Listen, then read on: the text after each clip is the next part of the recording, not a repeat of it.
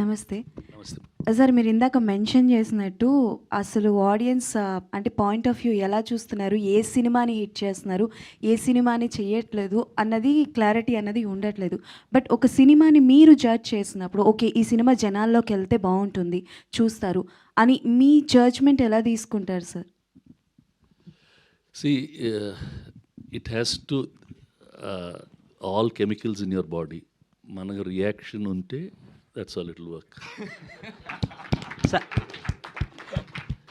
That's it. If you have sir, ఒక final question sir, డీజేటీల్లో మా ఇంట్లో మొత్తం కుటుంబ సమేతంగా చూశారు sir.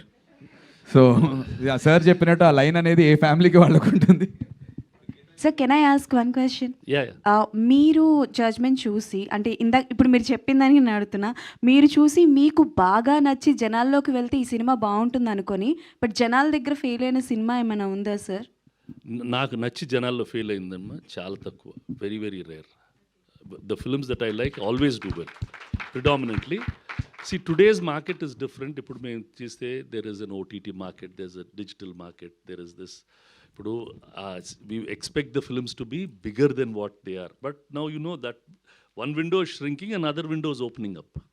So that way it's there. Sir, young హీరోలు అందరూ వస్తున్నారు కదా, మన బ్యానర్ నుంచి అర్జున్ ఎప్పుడు ఇంటర్వ్యూ చేస్తున్నారు సార్? వాడు అమెరికాలో ఉన్నాడు, చదువుకుంటున్నాడమ్మా.